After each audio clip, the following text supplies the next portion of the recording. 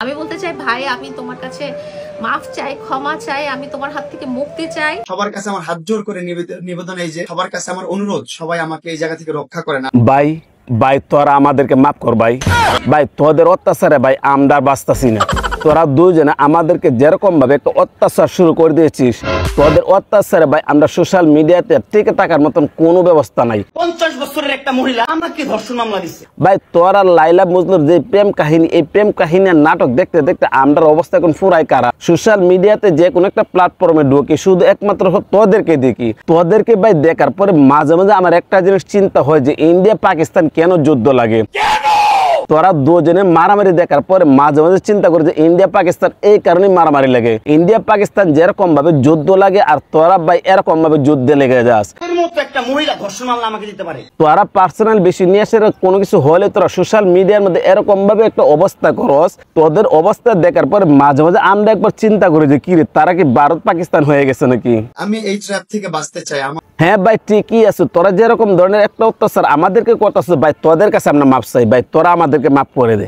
আমি ন্যায় বিচার নিয়ে শঙ্কিত না, কারণ মহামান্য আদালতের উপর আমার সম্পূর্ণ বিশ্বাস আছে। কারণটা হচ্ছে তারা কি করে দুজনের মধ্যে একটু গ্যাঞ্জাম লাগে, গ্যাঞ্জাম লাগার পরে একজন আদালতে দৌড়ে আরেকজন এই দিকে দৌড়ে, মানে যা কিছু করে সবকিছু আবার সোশ্যাল মিডিয়াতে পাবলিশ করে। বাংলাদেশের আইন কতটা জঘন্য হইলে ভাই তোদের পার্সোনাল বেশি নিয়ে তোরা যা ইচ্ছা তাই কর, তোরা সোশ্যাল মিডিয়ার মধ্যে আসে এগুলো করার কি দরকার। এর মতো একটা মহিলা ধর্ষণ মামলা আমাকে দিতে পারে।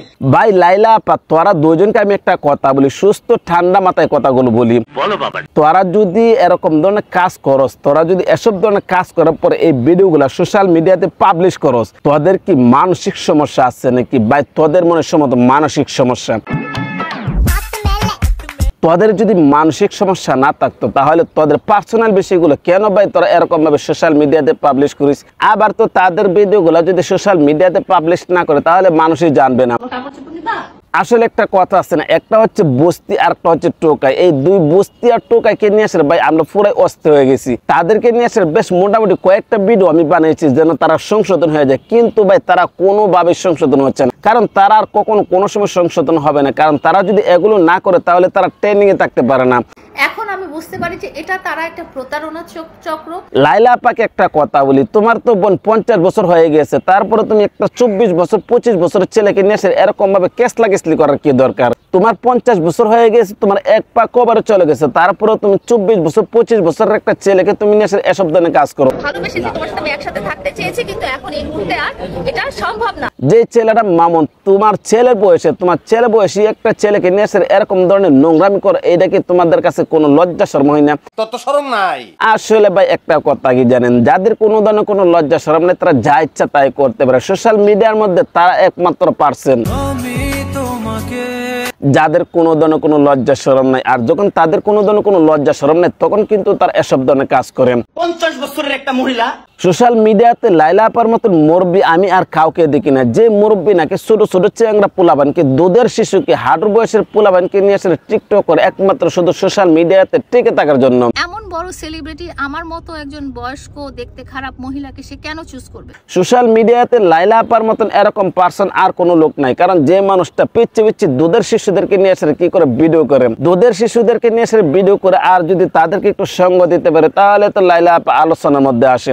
আমার মতো একজন বয়স্ক দেখতে খারাপ মহিলাকে সে কেন চুজ করবে? লাইলা আপা আপনাকে একটা কথা বলি, আপনি তো বুড়ো হয়ে গেছেন, আপনি এখন একটু রেস্ট নেন। আপনি যদি একটু রেস্টে যান তাহলে আমরা যদি একটু জায়গা করে নিতে পারি, কারণ আপনি যেরকম ভাবে আলোচনা শুরু করে দিয়েছেন আপনার কারণে আমরা সোশ্যাল মিডিয়াতে ঠিক মতো একটু জায়গা করে নিতে পারছি না, সোশ্যাল মিডিয়াতে আমরা একটু পপুলার হতে পারছি না। মানুষটার ছায়াও দেখতে চাই না। আপনি বোন মুরব্বী মানুষ, আর কোনো কিছু বলবো না, আপনি মুরব্বী হয়ে গেছেন, এখন আপনি একটু রেস্টে যান, আমাদেরকে একটু সুযোগ দেন। আমার সাথে যোগাযোগ করেছে এবং আর না হলে আপনি একটা কাজ করেন, যে নতুন নতুন টিকটকার জন্ম নিচ্ছে ওইগুলোকে আপনার বাসার মধ্যে নিয়ে আসেন, বাসার মধ্যে এনে সবগুলোকে নিয়ে আসেন, আপনি ভিডিও করেন আর আপনার আলোচনার মধ্যে থাকে। তোর বাপ আর্মিতে, তোর ভাই আর্মিতে, তোর জামাই আর্মিতে, তোর দুইটা জামাই আর্মি। ভাই ভাই ভাই তোদেরকে একটা কথা বলি, লাইলা আপা এবং মামুন ভাই তোদের দুজনকে একটা কথা বলি ভাই, তোরা আস্তে আস্তে একটু সোশ্যাল মিডিয়া থেকে দূর হয়ে যা, তোরা নাহলে আমাদেরকে মাফ করে দে। ওদের অত্যাচারে এখন সোশ্যাল মিডিয়াতে প্রত্যেকটা মানুষ একদম অস্থির হয়ে গেছে।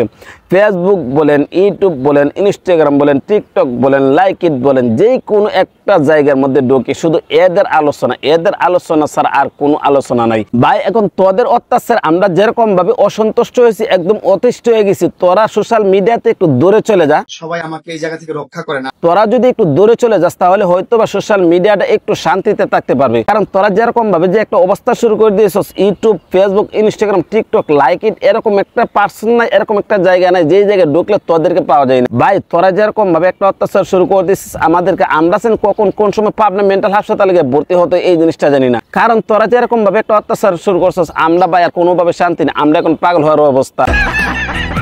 তোরা ভাই একটু শান্তি দে আমাদেরকে, ভাই তোদেরকে দোহাই দিয়ে আমরা বলি, তোরা ভাই বোন আমাদেরকে একটু শান্তি দে, আমরা যেন একটু সোশ্যাল মিডিয়াতে শান্তিতে বসবাস করতে পারি, শান্তিতে যেন একটু Facebook, Instagram, TikTok, like it এগুলো যেন চালাতে পারি।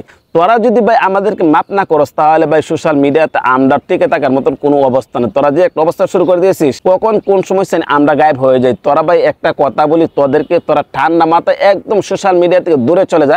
যদি তোরা সোশ্যাল মিডিয়া থেকে দূরে চলে যাস তাহলে আমরা হয়তো ভাই একটু শান্তিতে থাকতে পারবো। এই বিষয়টা আপনারা কোন দৃষ্টিতে দেখছেন? তারা যেরকম ভাবে যে একটা অবস্থা শুরু করে দিয়েছে, আসলে কি এই জিনিসটা ঠিক করছে না বেঠিক করছে? ভিডিও কেমন হয়েছে কমেন্ট করে জানাবেন, ভালো লাগলে লাইক করবেন, পেজ থেকে দেখে থাকলে পেজটা ফলো করবেন, চ্যানেল থেকে দেখে থাকলে চ্যানেলটা সাবস্ক্রাইব করে পাশে থাকবেন। তো আজ এই পর্যন্ত রাখলাম, ভালো থাকবেন, সুস্থ থাকবেন, আসসালামু আলাইকুম।